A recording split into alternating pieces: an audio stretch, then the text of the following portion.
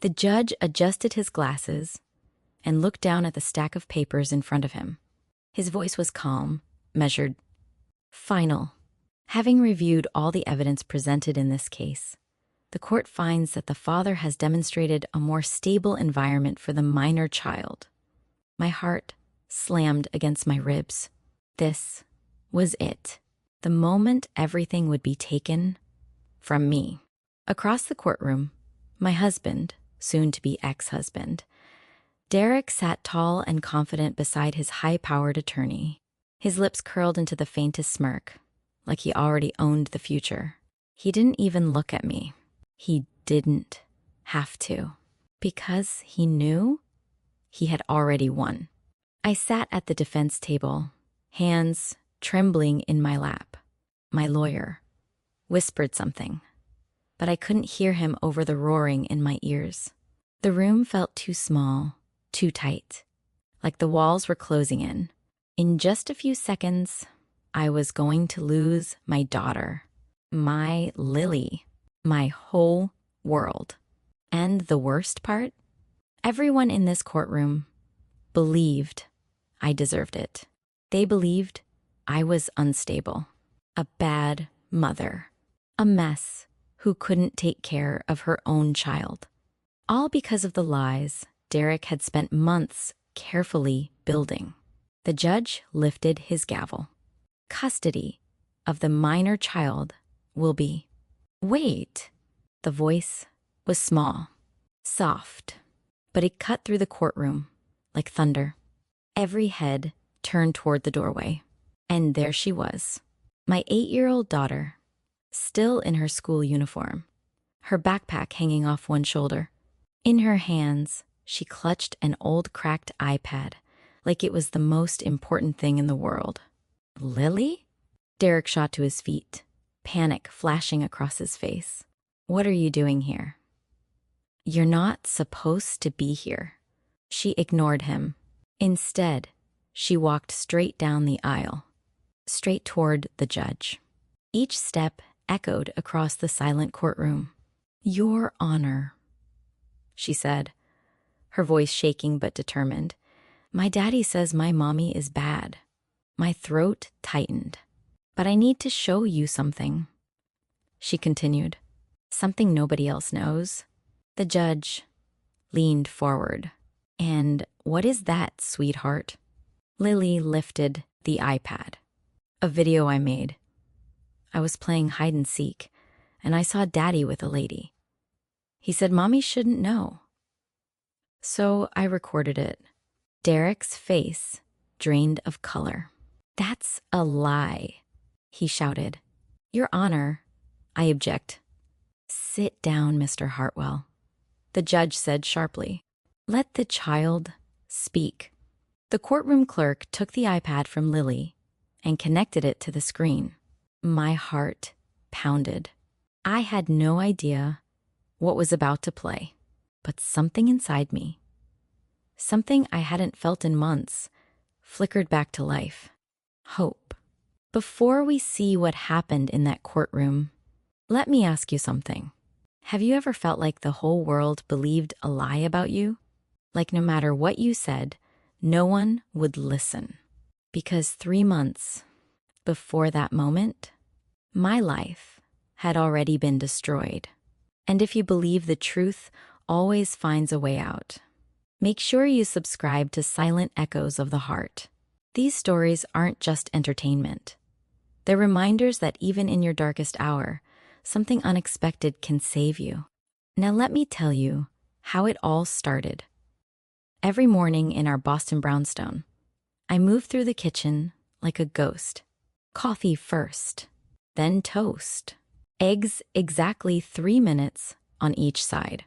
Derek liked precision, and I had learned, painfully, that even the smallest mistake could ruin his mood. Coffee's weak, he muttered one morning, not even looking up from his phone. I'll make another pot, I said quickly, already reaching for the coffee canister. Forget it. He pushed the mug away. Where's Lily? Getting dressed. She'll be down in a minute. Right on cue, Lily came bounding down the stairs, her backpack bouncing against her shoulders. "Morning, Daddy." Derek's face transformed instantly. His eyes lit up, and a warm smile spread across his face like sunlight breaking through clouds. "There's my princess," he said, kneeling to hug her. "Ready for school?" "Yep. We're doing a science experiment today. That's my girl. Future scientist. Right here." I watched them from the stove, spatula in hand, feeling like an outsider in my own kitchen.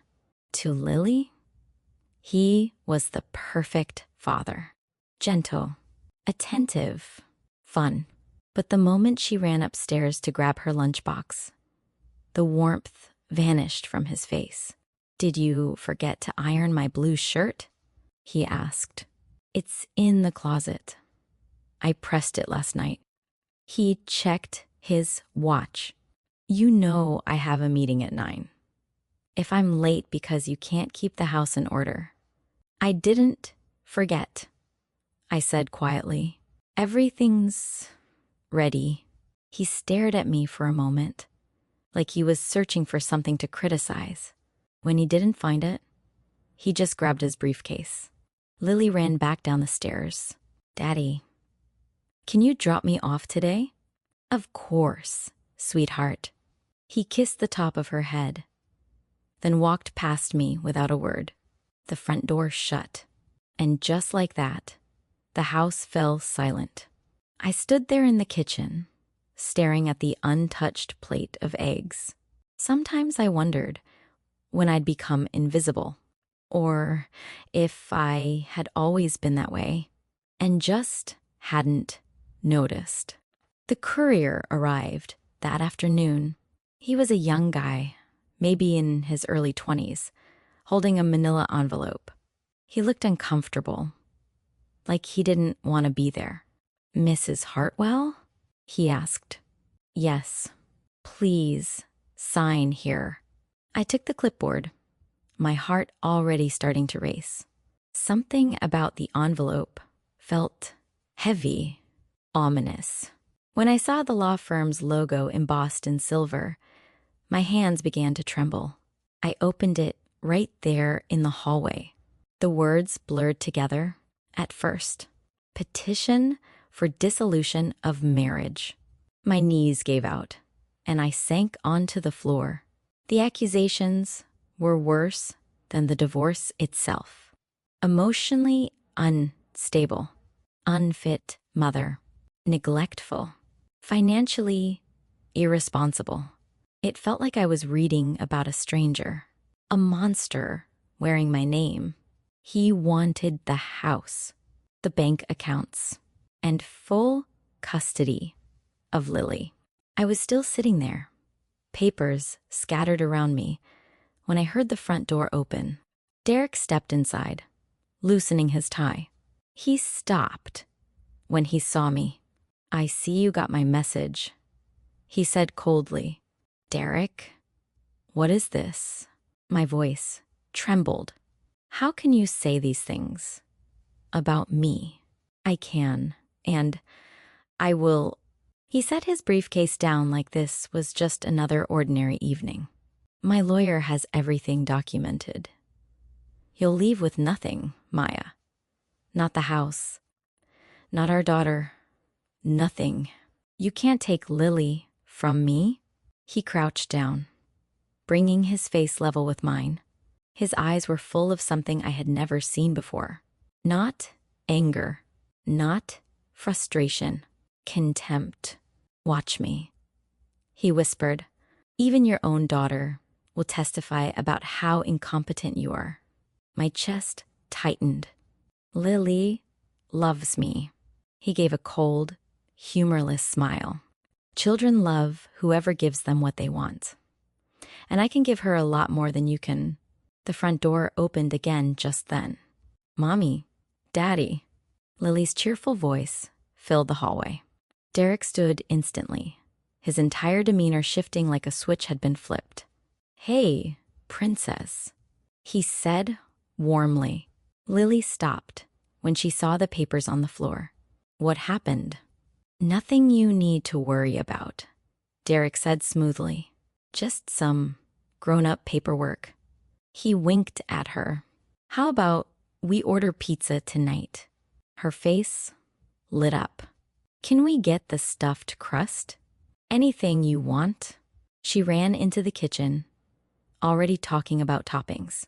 I stayed on the floor, frozen, watching the performance, because that's what it was, a performance, and I was the only one who could see it. That night, after Lily went to bed, I found Derek in the living room, scrolling through his phone. We can fix this, I said softly. Whatever's wrong between us. We can go to counseling. For Lily, he didn't even look up. It's too late for that. What did I do? I asked, my voice breaking. Tell me. I'll change. I'll do better. He finally looked at me then, and the expression on his face made my stomach drop. You already tried being better? He said. It didn't work. That's not fair. No, Maya, he said calmly. What's not fair is being married to someone who has no ambition, no drive, no purpose outside of this house. I raised our daughter.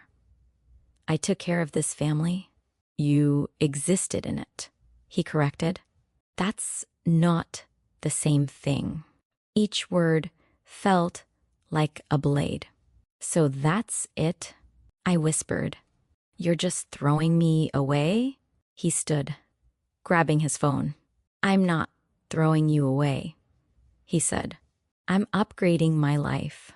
And with that, he walked upstairs, leaving me alone in the dim glow of the living room lamp. That night, I barely slept. I lay in bed staring at the ceiling, listening to the faint hum of the city outside. At some point, I heard Lily's bedroom door creak open. Soft footsteps padded down the hallway. Mommy, she whispered, peeking into my room. Come here, sweetheart. She climbed into bed beside me, curling against my side. Are you and Daddy mad at each other? She asked. I swallowed the lump in my throat. Sometimes grown-ups have disagreements. Are you going to get a divorce? Emma's parents got one, and she said it was scary. I hesitated. Nothing is going to happen to you, I said, kissing her forehead. I promise. She looked up at me with wide, trusting eyes. You'll always be my mommy, right? Always. She smiled, satisfied, and closed her eyes. But I stayed awake long after she fell asleep, because deep down, I wasn't sure that promise was one I could keep. The next morning, I checked our joint savings account. Or at least, I tried to. The number on the screen didn't make sense. $0. I refreshed the page, then again. Still, 0.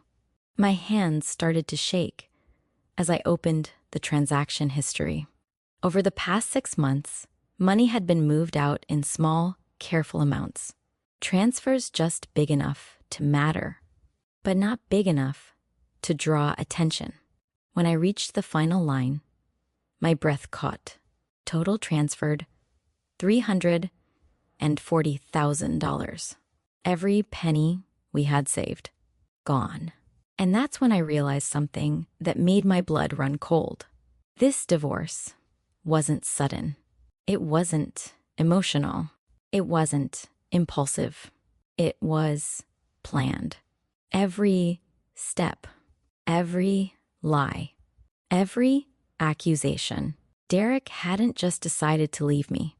He had been preparing to destroy me. If you were in my position, if the person you trusted most had secretly drained your savings, taken your home, and was now trying to take your child, what would you do? Would you fight back? Or would you feel too broken to even try? Let me know in the comments. I read every single one. And your stories matter more than you think. And if you believe no lie stays hidden forever, make sure you like this video and subscribe. Because what happened next in that courtroom changed everything. The number on the screen didn't change. No matter how many times I refreshed it, $0. I stared at it like it was a mistake, like the system had glitched, like the money would magically reappear if I just waited long enough. It didn't. My fingers trembled as I scrolled through the transaction history. Dozens of transfers, each one spaced out just enough to avoid suspicion. 5,000 here, 8,000 there, 12,000 a few weeks later. 6 months of careful, silent theft. By the time I reached the final entry, my chest felt hollow. Total transferred $340,000. Everything we had saved over 10 years of marriage, gone. And I hadn't noticed. A wave of nausea rolled through me. I sank into the kitchen chair, my phone slipping from my hand onto the table. This wasn't just a divorce. This was a setup. I called Derek immediately. He answered on the third ring. "What?" he said flatly. "Where is the money?" I demanded, my voice shaking. "All of it is gone." Silence for a moment, then a quiet chuckle. "You finally noticed." My heart pounded. That was our savings. For Lily, for emergencies, for the future. "It's my future now," he replied calmly. "You had no right." "I had every right," he interrupted. "You don't earn it. You don't manage it. You don't even understand it. That was our account, Derek. Not anymore." The line went dead. I sat there in the quiet kitchen, staring at the blank wall in front of me. The weight of what he'd done settled over me like a suffocating blanket. No money, no house, and soon, no daughter.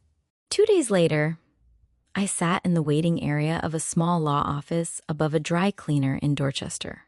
The smell of starch and detergent drifted up through the vents. The walls were lined with outdated certificates and faded legal posters. This was not the kind of place Derek's lawyer would work, but it was the only place I could afford. Attorney James Whitmore stepped out of his office and gave me a polite nod. "Mrs. Hartwell, come in." He was in his late 50s, with graying hair and tired eyes. His suit wasn't expensive, but it was clean and neatly pressed. There was something calm about him, steady, like he'd seen worse things than this. I handed him the divorce papers and the bank statements. He read through them slowly, his expression growing more serious with each page. "Your husband is using scorched earth tactics," he said at last. "What does that mean?" "It means he's not just trying to win. He's trying to destroy you. Completely." My stomach twisted. "Can he do that?" "He can try," Whitmore said. "And judging by this paperwork, he's been planning it for a long time." He tapped the psychological evaluation with his finger. "This is going to be the biggest problem." "I've never even met that doctor," I said. "I don't know who she is." He adjusted his glasses and read aloud. "Dr. Rebecca Sterling, licensed clinical psychologist, 15 years of experience. She claims to have observed you and your daughter multiple times. Parks, school pickups, shopping centers. That's impossible. I would remember someone watching me like that." "She's thorough," he said quietly, "and her credentials are solid." Judges take these reports very seriously. My throat tightened. So, what happens if they believe her? Whitmore met my eyes. You lose everything. Living in the house with Derek after that became unbearable. He started coming home earlier than usual, always carrying something new for Lily. One day, it was an iPad. Another day, a designer backpack. Then expensive sneakers she didn't even need. Wow, Daddy. These are so cool, Lily said, bouncing on her toes. Only the best for my girl, he replied, ruffling her hair. Then, just loud enough for me to hear, he added, when you live with Daddy full-time, we'll do fun things every weekend. Theme parks, beach trips, whatever you want. Lily's eyes widened. Really? Of course. Not like now? When Mommy's always tired or busy, the words stung more than I expected. I'm right here, I said quietly. He shrugged, just telling the truth. At dinner, he criticized everything. The pasta's overcooked. Lily needs more structure. You shouldn't let her watch so much TV. Every sentence chipped away at me. And every time Lily looked confused, he'd smile warmly and say, don't worry, sweetheart. Daddy will take care of everything. One evening, as Derek hung his suit jacket in the closet, a scent caught my attention. Jasmine and something deeper. Amber, maybe. It was expensive, sophisticated, and it definitely wasn't mine. My stomach twisted. There's someone else, isn't there? I asked, quietly. He paused, then turned to look at me. A slow smile spread across his face. She's everything you're not, he said. The words hit harder than I expected. What does that mean? Successful, sophisticated, beautiful.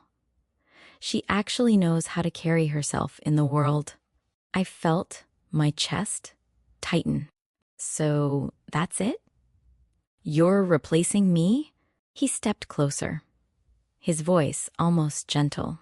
I'm upgrading my life, Maya. You should try doing the same. That night, I sat at the kitchen table long after everyone else had gone to bed. The house felt colder than usual. Every memory inside those walls suddenly felt fragile, like they were about to be erased. The first steps Lily took across the living room carpet. Birthday parties in the dining room. Late-night talks with Derek. Back when we still laughed together. Was any of it real? Or had I just imagined the happiness? A week later, Whitmore called me into his office again. They've submitted their evidence, he said, sliding a folder across the desk. My hands trembled as I opened it. Photographs of the house in complete disarray. Dishes piled high, laundry on the floor, toys scattered everywhere. That was when I had the flu, I said quickly. 3 days. I could barely get out of bed. Whitmore nodded, but the photos don't show that context. They just show a messy home. Next were credit card statements, designer handbags, jewelry, luxury spa visits. I never bought any of this, I said. Derek must have used the cards. Unfortunately, they're in your name, Whitmore said gently, which makes it look like you were irresponsible. My chest tightened as I reached the last document, the psychological report. Dr. Rebecca Sterling described me as emotionally volatile, unstable, and unfit for motherhood. Every sentence felt like a nail in a coffin. I don't even know this woman, I whispered. Whitmore leaned back in his chair. Maya, if we can't break this testimony, the judge is going to side with your husband. The room felt smaller, the air heavier. "What do I do?" I asked. He looked at me, his voice steady.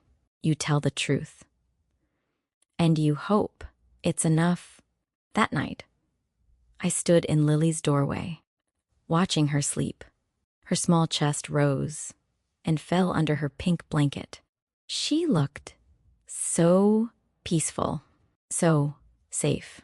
And the thought of losing her, of waking up in a house without her laughter, without her footsteps, without her voice calling me mommy, it felt like someone was slowly squeezing the life out of my heart. I leaned against the doorframe, tears slipping silently down my cheeks. I had no money, no evidence, no powerful lawyer. And now, according to the court documents, no credibility. The first time I walked into the courthouse for a preliminary hearing, my hands wouldn't stop shaking. The building itself felt intimidating. Cold marble floors, high ceilings, and long echoing hallways that made every footstep sound louder than it should.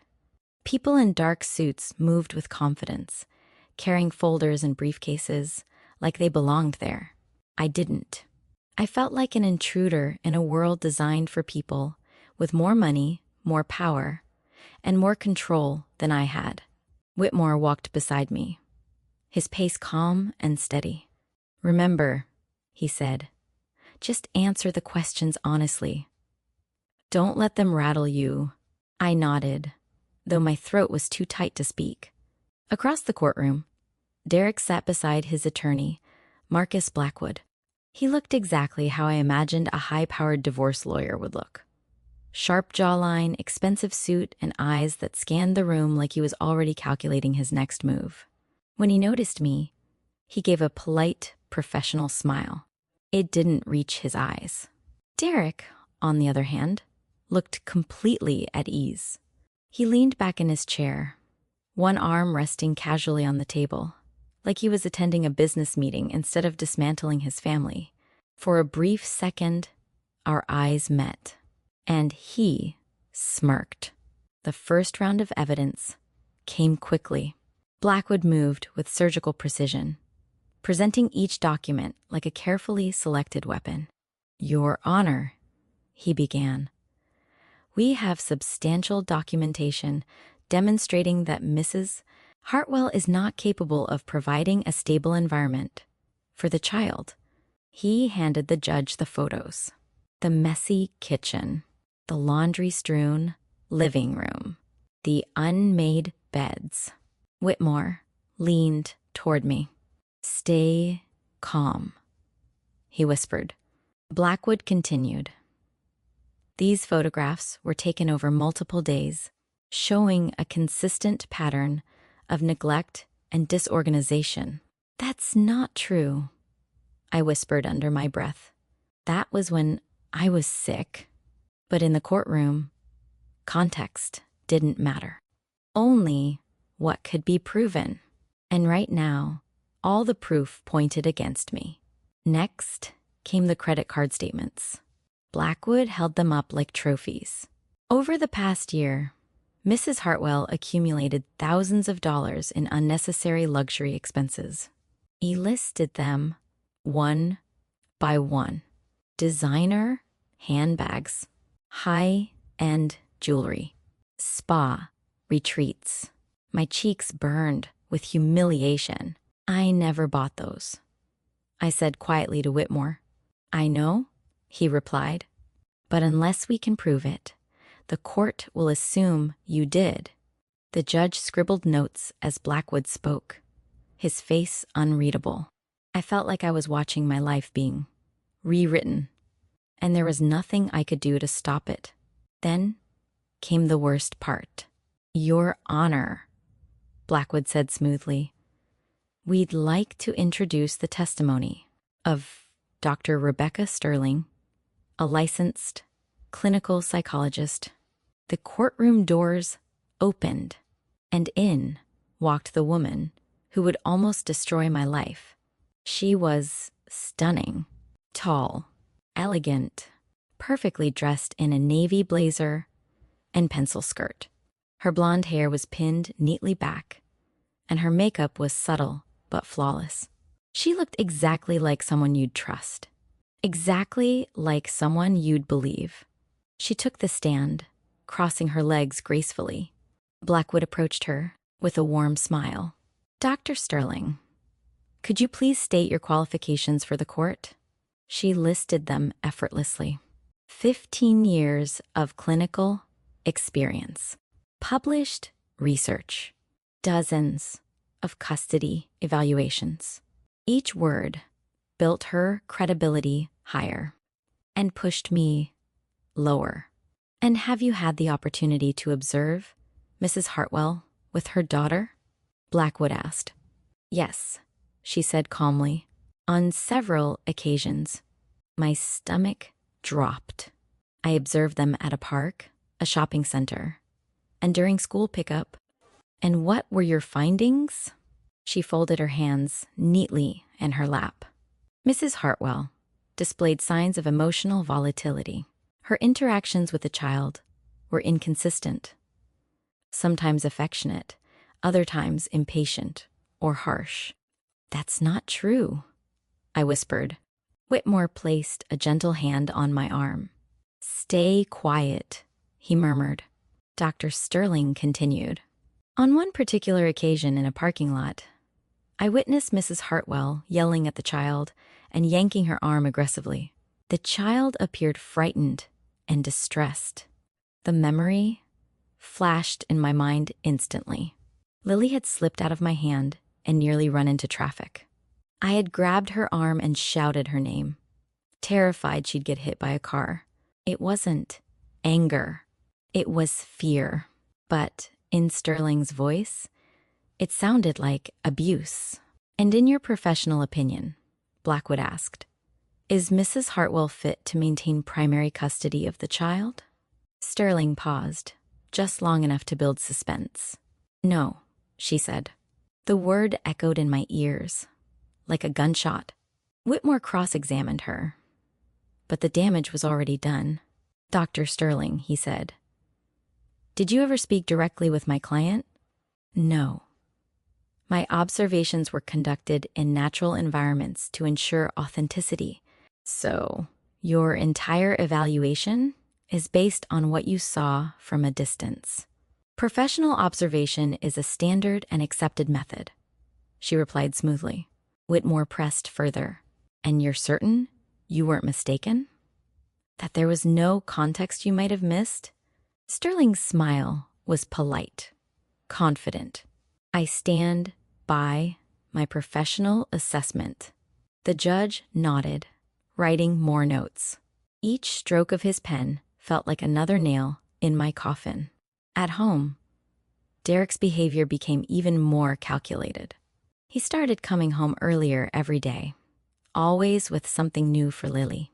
One afternoon, it was a brand new bicycle with a bright pink frame. "Daddy, it's beautiful," Lily squealed. "Only the best for my girl," he said. Then, glancing at me, he added, "When you live with Daddy full-time, we'll have room for a whole bike collection." Lily frowned slightly. "What about Mommy?" He crouched down, his voice soft and reassuring. "Mommy's going to be very busy. But you'll still see her sometimes." The words felt like a knife, twisting in my chest. "I'm right here," I said quietly. Derek shrugged, "Just preparing her for the future." At dinner, the criticism never stopped. "Too much salt. Lily's math homework is wrong. You let her stay up too late." Every sentence chipped away at my confidence. Sometimes, I caught Lily watching us with confused eyes, and then Derek would smile warmly at her. "Don't worry, sweetheart. Daddy will make sure everything's okay." I felt myself shrinking, becoming quieter, more uncertain, more afraid. Exactly what Derek wanted. One evening, I was folding laundry in our bedroom when Derek walked in. As he took off his suit jacket, that familiar scent drifted toward me again. Jasmine. Amber. Definitely not mine. I turned to him. There's someone else, isn't there? He didn't even bother denying it. A slow smile spread across his face. She's everything you're not. The words hit harder. This time. What does that mean? I asked, my voice barely above a whisper. Successful, he said. Sophisticated. Beautiful. She actually knows how to carry herself in the world. I swallowed. So that's it? You're replacing me? He stepped closer, his voice almost gentle. I'm upgrading my life, Maya. You should try doing the same. He walked out of the room, leaving the scent of that other woman hanging in the air. A few days later, Whitmore called me into his office again. They've filed additional motions, he said, handing me another stack of papers. My hands shook as I read them. Derek was requesting temporary primary custody until the final hearing. He's moving fast, Whitmore said. He wants to establish a pattern before the judge makes a final decision. What are our chances? I asked. He hesitated, and that hesitation told me everything. Maya, we need something, he said gently. Some piece of evidence that contradicts their narrative. I don't have anything, I whispered. He leaned forward. Think carefully. Anything unusual? Any strange behavior from your husband? Any witnesses? I shook my head. Derek had been too careful, too precise, too calculated. There were no cracks in his story, no mistakes, no proof. That night, I sat on the edge of Lily's bed while she colored in one of her books. Mommy, she said suddenly. Yes, sweetheart. Are you sad because of Daddy? My throat tightened. Why do you ask that? She shrugged. Sometimes you look like you're about to cry. I forced a smile. Grown-ups just have a lot on their minds. She studied me for a moment. Then she reached over and hugged me. You're the best mommy ever, she whispered. The words nearly broke me, because deep down, I wasn't sure the court would ever see me that way. By the time the final hearing approached, our house no longer felt like a home. It felt like a battlefield, but not the kind with shouting and broken dishes. Derek didn't fight like that. His war was quieter, colder, more calculated.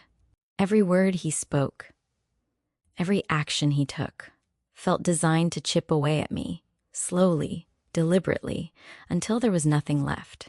And the worst part? He always did it with a smile. It started with the small things.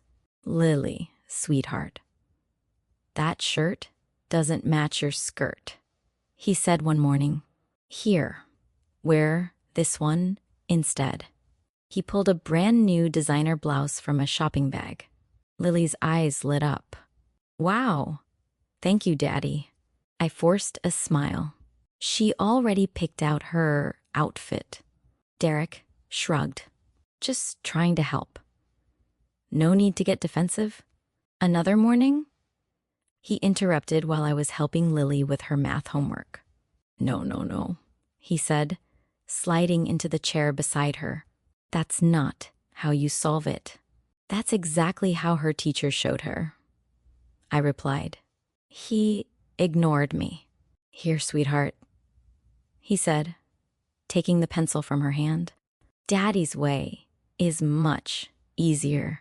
Lily looked between us, confused. I stayed quiet, because every time I argued, Derek made sure it ended with me looking like the unreasonable one. Dinner became another battleground. This chicken is dry, he said one night after a single bite. I followed the same recipe as always. I replied, "Well, something's off," he said. "Lily deserves better meals than this." Lily looked at her plate, nervously.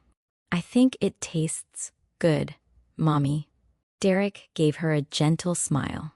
"You don't have to say that just to be nice." My appetite vanished. Another night, he pushed his plate away entirely. "Honestly, Maya, I don't know how you expect to take care of a child when you can't even manage dinner." I clenched my hands in my lap, fighting back tears, because that was exactly what he wanted. For me to react, to snap, to look unstable. But the gifts, those were the most painful part. Every few days, Derek came home with something new for Lily. A tablet, a designer backpack, expensive sneakers, a dollhouse that was bigger than our coffee table. "Daddy, you spoil me." Lily giggled. "Only because you deserve the best," he said, brushing her hair back. Then, almost casually, he added, "When you live with me full-time, we'll have even more space for your toys." Lily's smile faded slightly. "What about Mommy?" Derek crouched in front of her, his voice soft and reassuring. "Mommy's going to have a different place. But you'll still see her sometimes." Sometimes. The word echoed in my head like a death sentence. I stepped forward. "Lily, sweetheart, nothing has been decided yet." Derek stood, his expression calm, but his eyes cold. "I'm just preparing her for the future," he said. "You're confusing her." I snapped. "There you go again," he replied smoothly. "Always so emotional."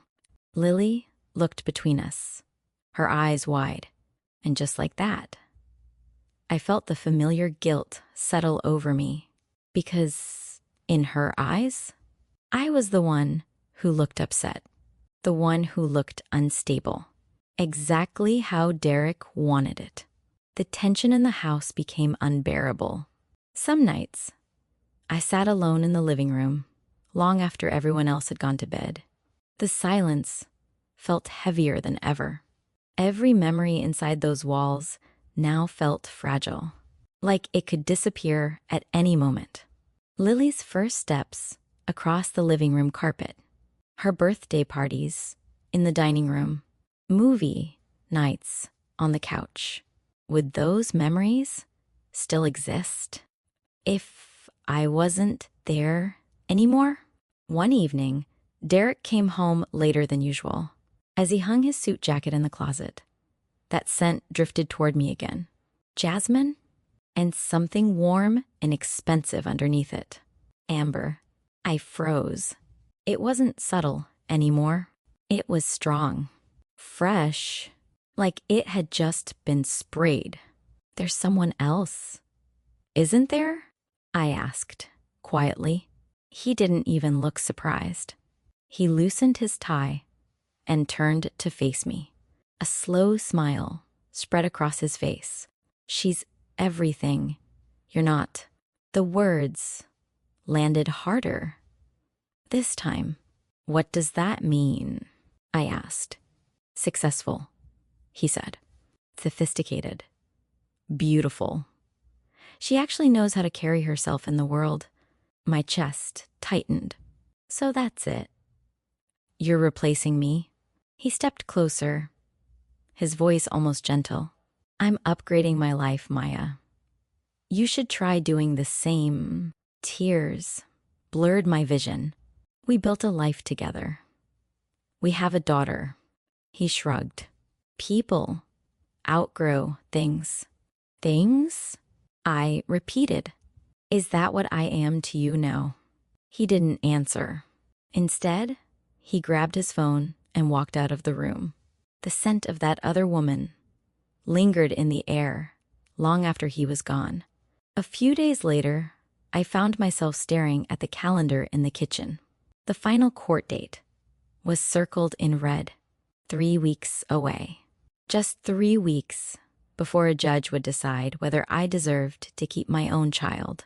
My chest felt tight just thinking about it.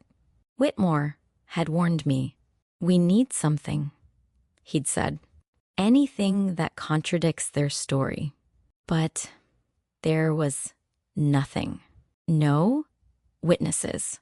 No proof. No evidence.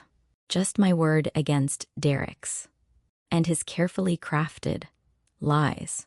The emotional pressure started affecting everything. I forgot to buy milk one morning. Lily looked at her empty cereal bowl. "Mommy, did we run out?" Before I could answer, Derek stepped in. "It's okay, sweetheart. Daddy will pick some up on the way home. Mommy just has a lot on her mind." The words sounded kind, but the message was clear. Mommy can't handle things. Daddy can. Another afternoon, I misplaced Lily's permission slip for a school trip. Derek found it on the kitchen counter. "See?" he said lightly. "This is exactly what I mean. Too much chaos. Not enough structure. I just forgot," I said. "It happens." He gave a small, knowing smile. "Not when you're the primary parent." That night, I stood in front of the bathroom mirror. I barely recognized the woman staring back at me. My eyes looked tired. My shoulders slumped. There were faint, dark circles under my eyes. When had I started looking so defeated? I splashed cold water on my face, trying to shake the feeling, but it wouldn't go away. Because deep down, I was starting to believe Derek. Maybe I wasn't strong enough. Maybe I wasn't stable enough. Maybe Lily really would be better off without me. The thought made my stomach twist. But the doubt was there now, and it was growing. A few nights later, Lily crawled into bed beside me again. "Mommy," she whispered. "Yes, sweetheart. Are you and Daddy still mad at each other?" I hesitated. "We're just going through a hard time." She traced small circles on the blanket with her finger. "Daddy says things will be different soon." My chest tightened. "What kind of different?" She shrugged. "He said I might live with him most of the time." The words felt like a punch to the gut. "And how do you feel about that?" I asked softly. She looked up at me, her eyes wide and honest. "I want to stay with you." Tears filled my eyes. "Why?" I asked, my voice trembling. "Because you're my mommy," she said simply. "And mommies don't leave their kids." I pulled her into a tight hug. "I'm not going anywhere," I whispered. But deep down, I was terrified that the court might decide otherwise. The final week before the trial felt like a countdown to an execution. Every tick of the clock reminded me that time was running out, and I had nothing to save myself. No evidence, no money, no powerful allies, just the truth. And in a courtroom full of lies, the truth didn't seem like much. The courtroom felt colder than I expected. Not physically, but emotionally, like the air itself carried judgment. Whitmore and I sat at the defense table, quietly reviewing our notes. He spoke in a low, calm voice, but I could tell he was tense. His fingers tapped lightly against the folder in front of him. Across the room, Derek looked completely at ease. He sat beside Marcus Blackwood, whispering something that made them both smirk. Derek's suit was perfectly tailored, his posture confident, his expression relaxed. Like he was attending a business meeting he knew he would win. When our eyes met, he didn't look away. He just smiled. It wasn't warm. It wasn't kind. It was the smile of someone who believed he had already destroyed you. The judge entered, and everyone rose. "Be seated," he said, settling into his chair. The sound of papers shuffling and chairs moving filled the room. My heart pounded so hard, I was sure everyone could hear it. "This court will now hear the matter of Hartwell versus Hartwell," the judge announced. "Counsel, you may proceed." Blackwood stood first. "Thank you, Your Honor," he said smoothly. "The plaintiff will demonstrate that Mr. Hartwell provides a stable, financially secure, and emotionally supportive environment for the minor child, something Mrs. Hartwell has repeatedly failed to do." Each word felt like a hammer against my chest. He began presenting the evidence again. The photographs, the credit card statements, the psychological report. But this time, everything felt heavier, more final, because now the judge wasn't just reviewing it. He was deciding our future. Then came Dr. Rebecca Sterling. She entered the courtroom with the same calm confidence as before, her posture straight, her expression composed.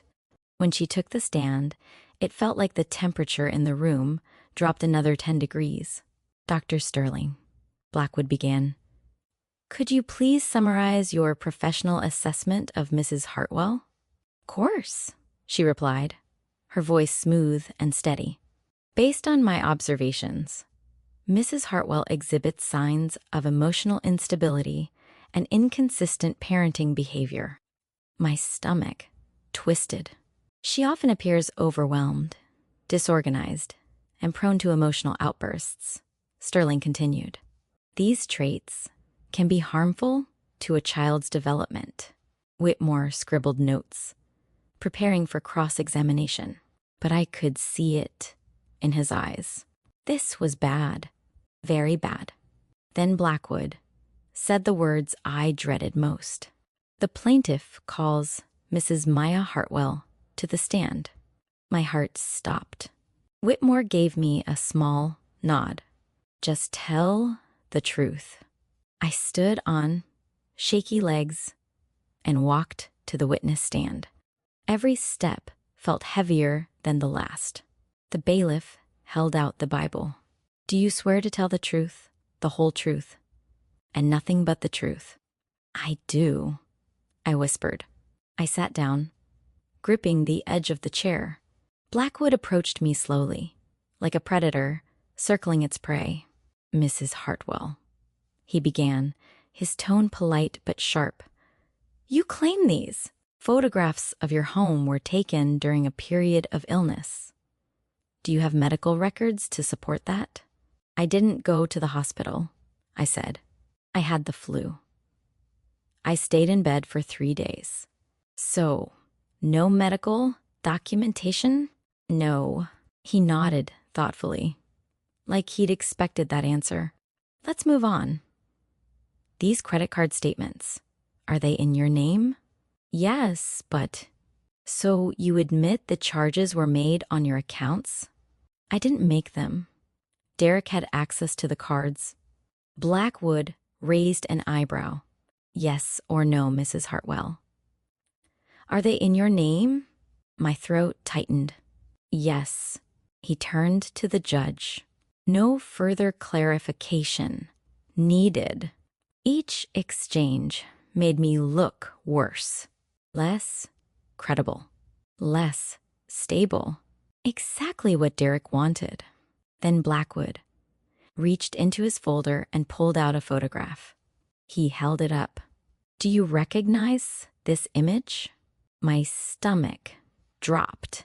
It was me, sitting on the edge of our bed, face red, eyes swollen, tears streaming down my cheeks. My hair was a mess, and my expression looked wild and desperate. The memory hit me instantly. That was the night Derek told me I was worthless, that I didn't deserve to be Lily's mother.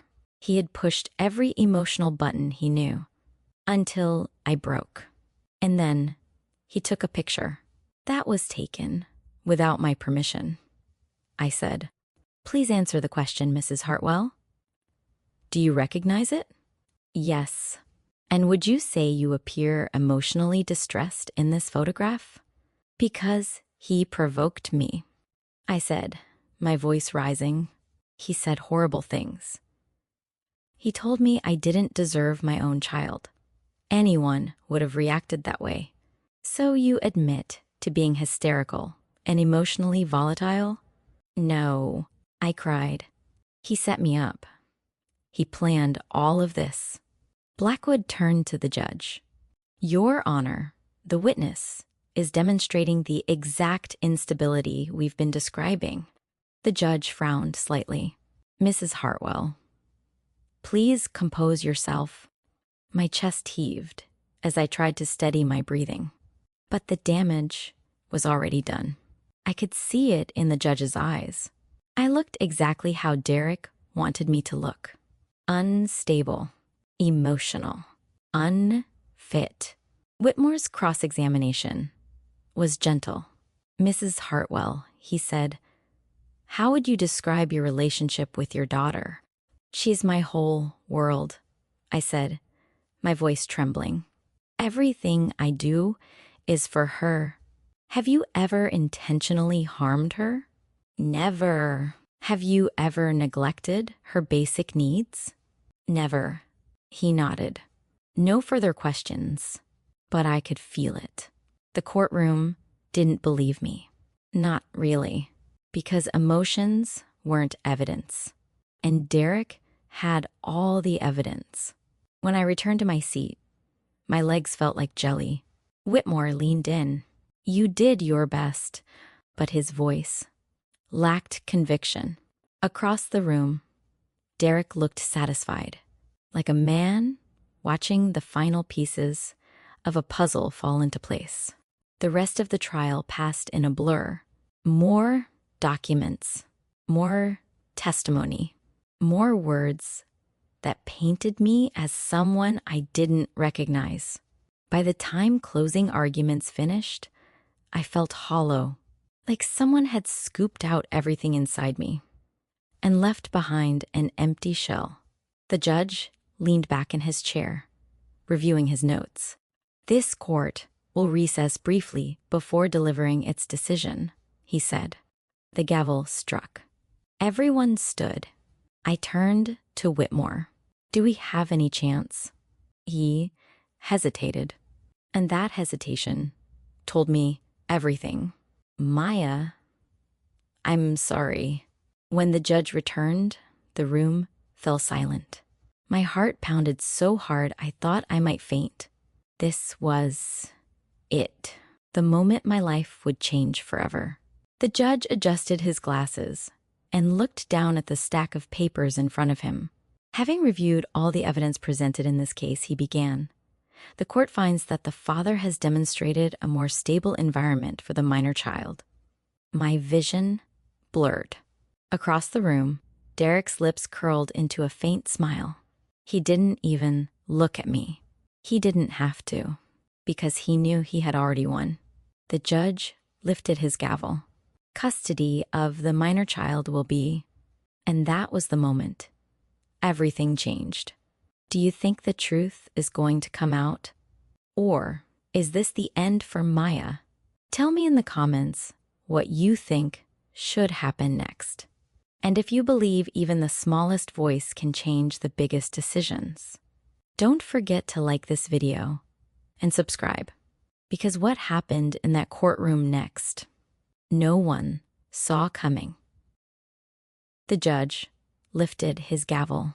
"Custody of the minor child will be..." Wait. The voice was small, soft, but it cut through the courtroom like a crack of thunder.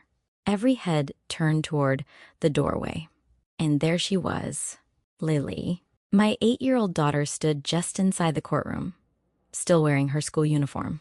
Her backpack hung off one shoulder, and both of her hands clutched an old, cracked iPad to her chest, like it was something precious. For a moment, nobody moved. Nobody spoke. The entire room seemed to freeze around her. Lily?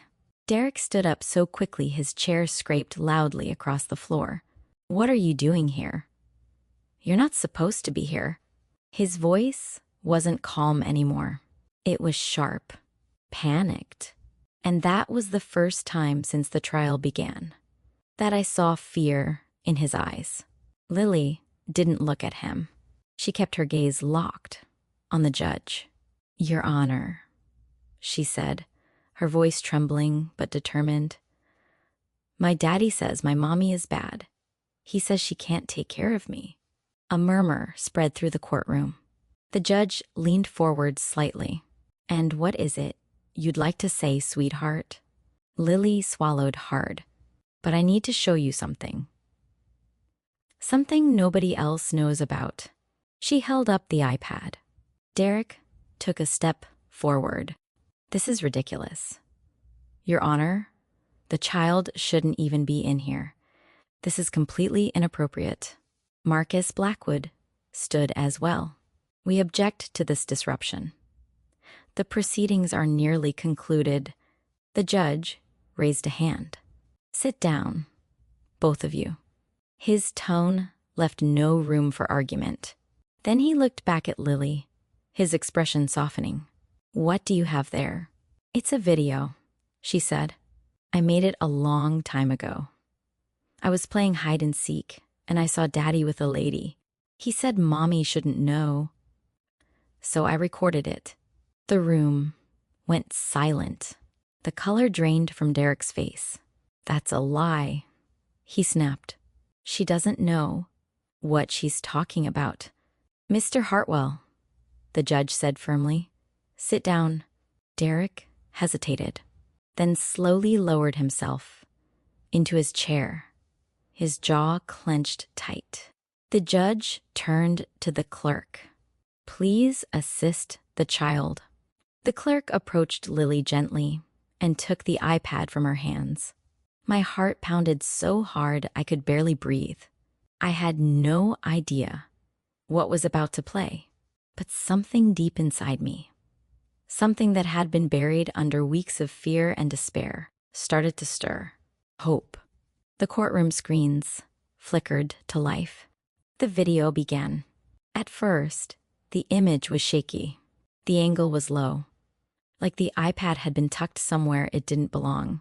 Then the camera settled, and the living room of our house came into view. My stomach tightened. A moment later, Derek walked into the frame. He wasn't alone. Dr. Rebecca Sterling stepped in behind him. But this wasn't the composed, professional psychologist we'd seen in court. She was laughing, relaxed, comfortable, like she belonged there.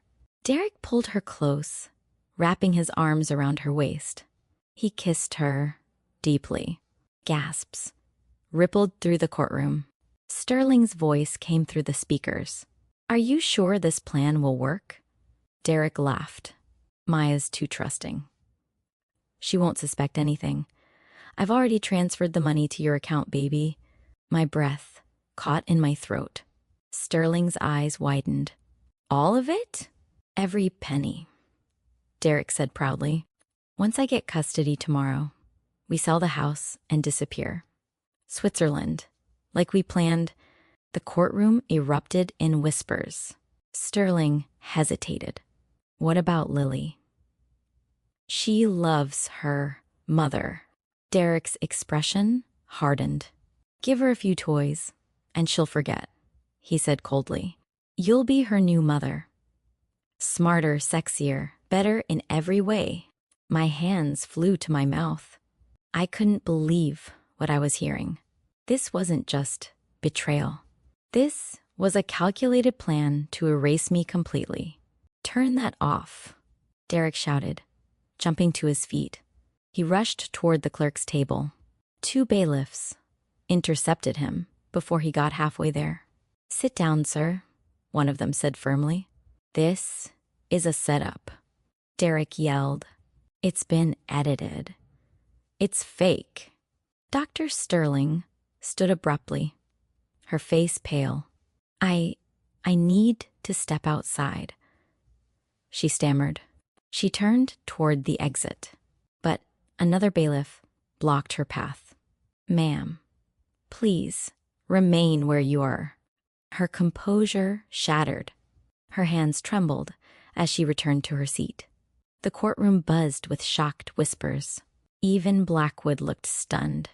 I sat frozen in my chair. Tears streamed down my face. But I didn't even notice them. All the lies, all the accusations, all the humiliation, and the truth had been hiding on a child's tablet. The judge slammed his gavel. "Order. Order in this court." The room slowly quieted. He looked at Derek, his expression icy. "Mr. Hartwell, do you have anything you'd like to say in response to what we've just witnessed?" Derek's confident mask was gone. "This is out of context," he stammered. "It's been manipulated." The judge turned to Dr. Sterling. "And you, doctor, care to explain your professional involvement in this arrangement?" Sterling's lips trembled. I, but no words came out because there was nothing left to say. The truth had already spoken. The judge turned to the bailiffs. "Bring both of them forward." Derek's face went pale. "Your Honor, this is unnecessary." Now, the authority in the judge's voice left no room for argument. The bailiffs escorted Derek and Dr. Sterling to the front of the courtroom. I watched them stand there, side by side, the two people who had nearly destroyed my life. And for the first time, they looked small, powerless, afraid. The judge turned toward Whitmore. "Counsel, does your client wish to respond to this development?" Whitmore looked at me. I swallowed, my voice barely above a whisper. "Yes, Your Honor?" My legs trembled as I stood. "I want a divorce," I said, "and I want my daughter." The words felt like freedom leaving my lips. The judge nodded slowly. Then he looked back at Derek and Sterling. "Mr. Hartwell," he said, "you entered this courtroom seeking justice while perpetrating fraud." He turned to Sterling. "And you, Dr. Sterling, committed perjury under oath. You used your professional credentials to fabricate a psychological assessment and destroy an innocent woman." Sterling's shoulders shook as she began to cry.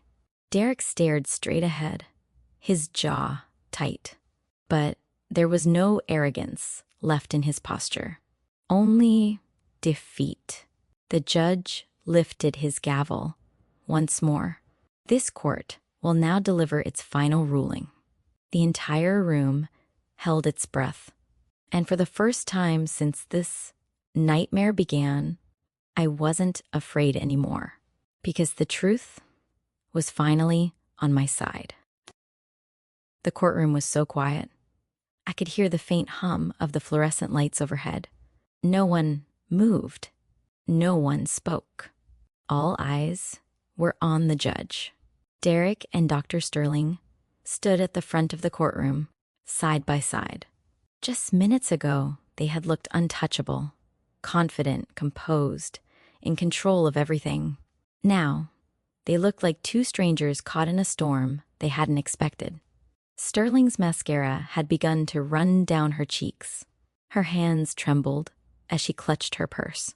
Derek, on the other hand, stood stiffly, his jaw tight, his eyes fixed on the floor. But the arrogance was gone. The smugness had vanished. For the first time since this nightmare began, he looked human and afraid. The judge adjusted his glasses and looked down at the documents in front of him. Then he looked up. "Mr. Hartwell," he began, his voice cold and steady, you entered this courtroom seeking justice, while orchestrating a deliberate campaign of fraud, deception, and emotional manipulation. Derek swallowed, but said nothing. The judge continued. You drained joint marital assets, fabricated financial misconduct, conspired with a licensed psychologist to falsify a professional evaluation, and attempted to strip a mother of her child using lies. The weight of those words filled the room.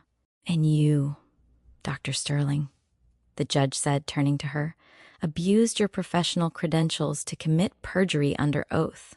You weaponized your authority to assist in a calculated scheme against an innocent woman. Sterling's shoulders shook as she began to sob quietly. I'm sorry, she whispered. I never meant for it to go this far. The judge's expression didn't soften. Intent does not erase consequences, Doctor. He turned toward Whitmore. Counsel, does your client wish to file a counterclaim?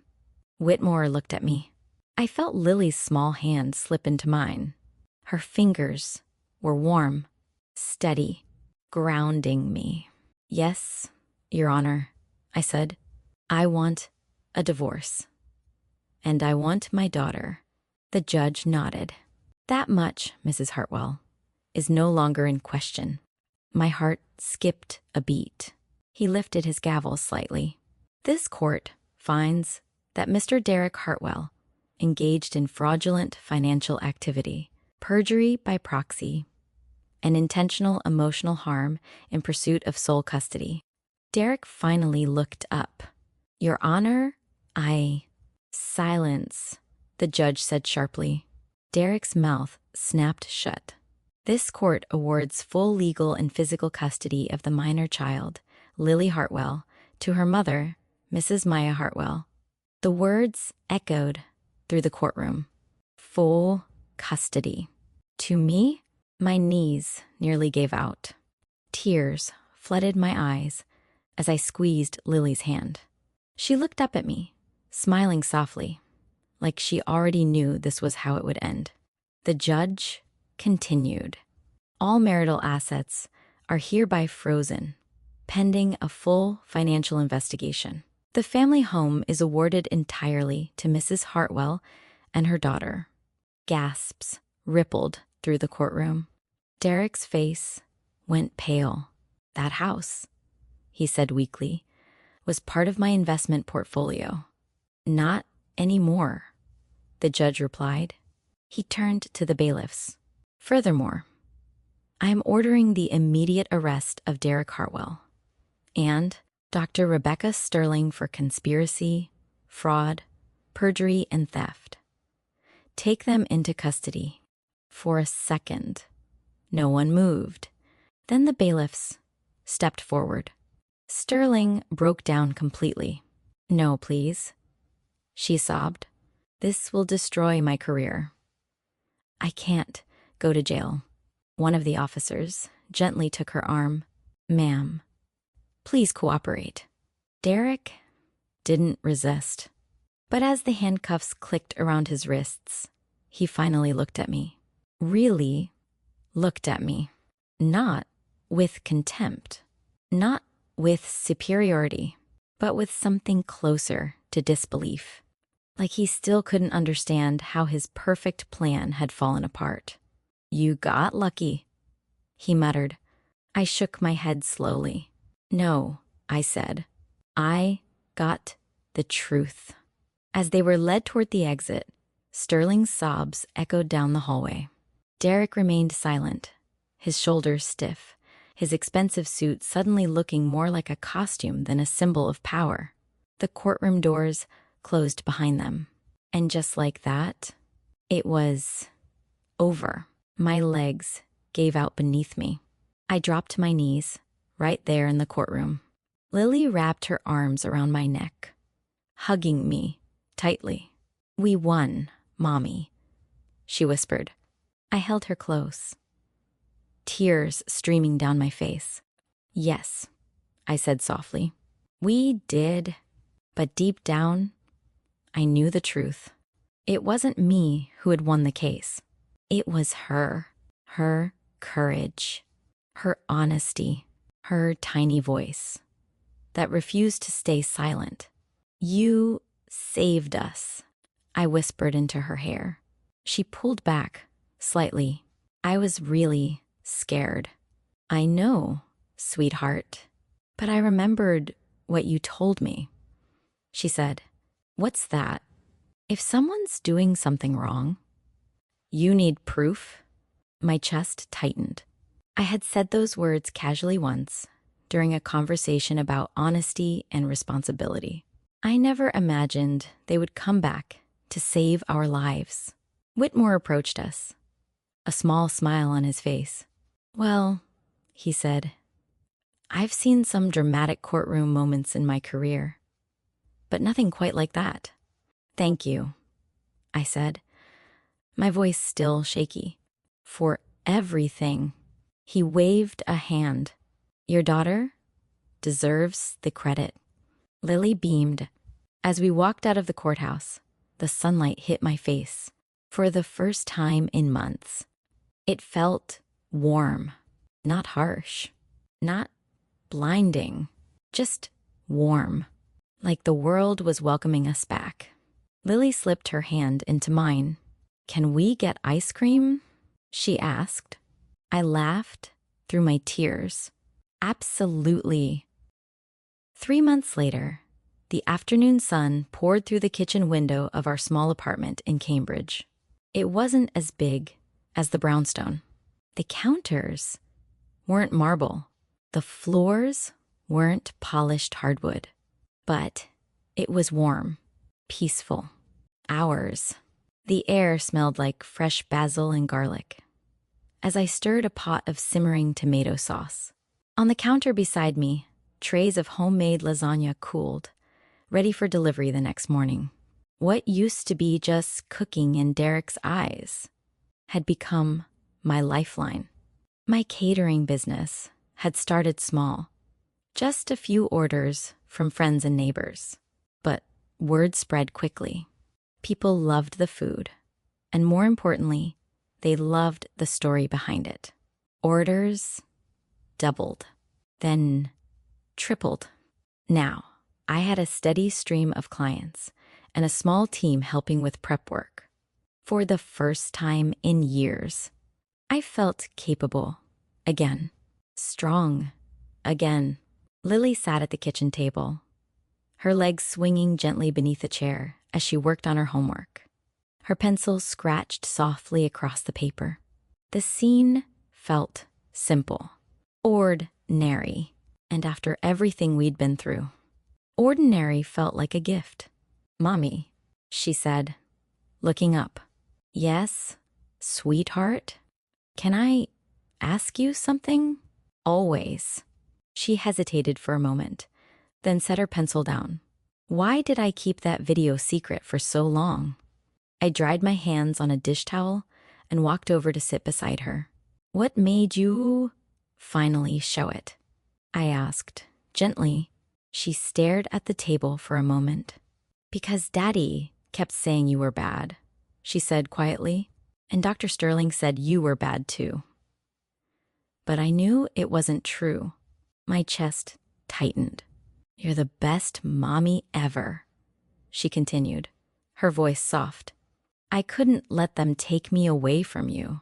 Tears filled my eyes.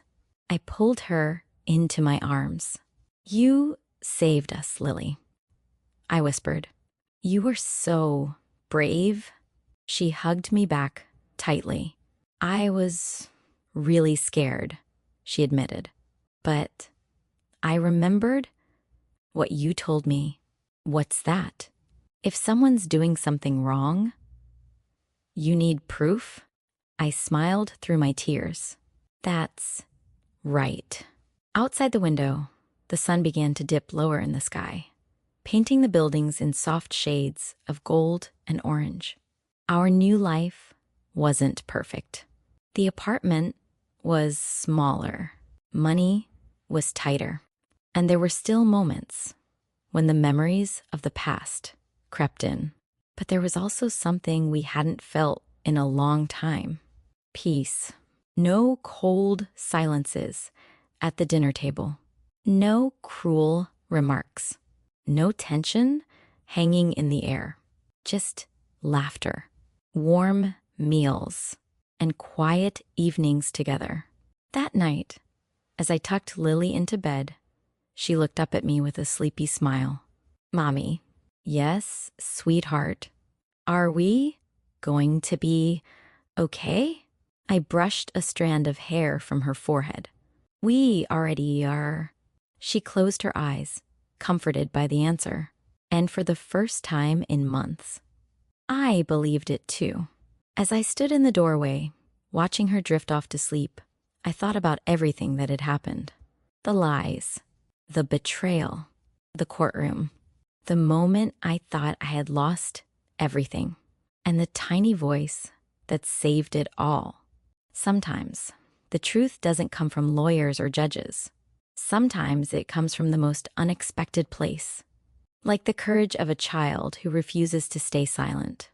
If this story touched your heart, remember this. No matter how powerful a lie may seem, the truth only needs one brave voice to break it. If you enjoyed this story, don't forget to like, comment, and share it with someone who needs a reminder that justice is still possible. And if you believe in stories that inspire, heal, and remind us what really matters, subscribe to Silent Echoes of the Heart, because sometimes the smallest echoes carry the loudest truths.